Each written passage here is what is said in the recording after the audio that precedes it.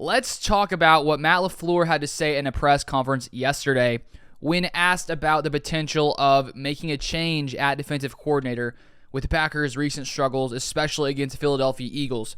So here's an excerpt from this press conference. These quotes are read from an article by Matt Schneidman of The Athletic.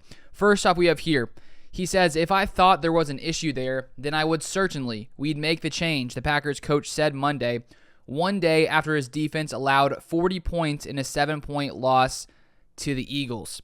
I think one thing that we've learned about Matt LaFleur in his time here in Green Bay is that he is a very loyal individual. He is a kind of leader who never shifts the blame to anyone else. He always takes responsibility, even if it's not always his fault. And I think that this could be one of those examples because Matt LaFleur knows he is the leader of this football team. He is the one at the top. He is the one in charge. He makes all the decisions. And so everything, in a way, is his fault, which I feel like is a good way to look at things. You have to take that responsibility. But at the same time, I think when we look at this Packers defense, clearly there is a big issue here. Something needs to change. Then he says this, "But we work as a staff, and collectively, we're all in this sucker together, and it's never just one person. It's never one person. It starts with myself, and then it goes to our assistant coaches, and then our players, and we're all in this together. If I felt confident it was one person, then I would pinpoint it and let you guys know that. But it's collectively, and it starts with myself. I've got to be better for everybody here." Then he says, "Are there things I think we could do schematically to help put our players in better positions?" LaFleur said, "Absolutely. Are there things that we have to execute better? Absolutely. It starts when you have that many number of missed tackles, you put yourself in a bad situation regardless. I don't care what the call is." So if you guys watched my video yesterday, you saw that when you look at the PFF grades of the Packers defenders, pretty much 9 of the 10 eligible players have declined this season. I think we've seen Kenny Clark decline.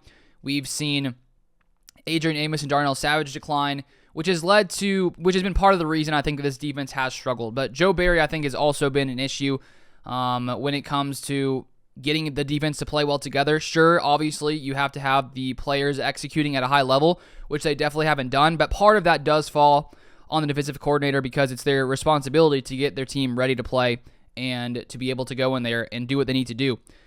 So Matt LaFleur is a very loyal person, and he doesn't seem like the kind of coach who would mid-season fire somebody. Last year we saw special teams coordinator Maurice Strayton, where the special teams struggled pretty much all season last year.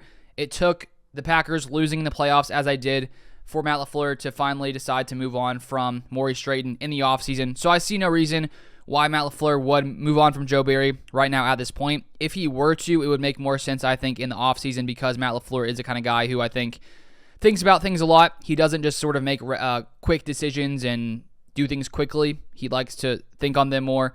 And so I think that's sort of what he's going to do here because clearly he says he doesn't think that one person is an issue here for the defense. I do want to take a look at Joe Barry. When he came in here to Green Bay, there was some questions as to would he be able to, allow this defense to be one of the top in the NFL because of his history. He hasn't been great in his history. So now I want to show you these stats here, looking at his history and his time here in Green Bay. And this is from Pro Football Reference, basically where he ranks on defense. So if you look at points under defense, that is the ranking of his defense based on scoring. So 2007 and 2008, his first 2 years as defensive coordinator. Worst in the NFL. So not great there. 2015, 2016 in Washington, 17th and 19th. So in his 4 years before coming to Green Bay, never had a above average defense. Pretty average in Washington. And then in Green Bay, last year 13th, which was pretty solid. We saw just how good they played the final game, and it really seemed like, okay, in his first year, 13th, second year under Joe Barry, the defense will build off what they did year one. They'll know exactly what the scheme is going into year two. They'll have that chemistry with each other. Jair will be back. We're bringing back the entire group back together. But now, right now, as you can see, Packers 22nd ranked defense. So it's never great to see a coordinator in his second year decline as this defense has under Joe Barry. It has definitely gotten even worse these past couple of weeks with both Rashawn Gary, who I think is probably one of the most crucial pieces on this Packers defense, not there.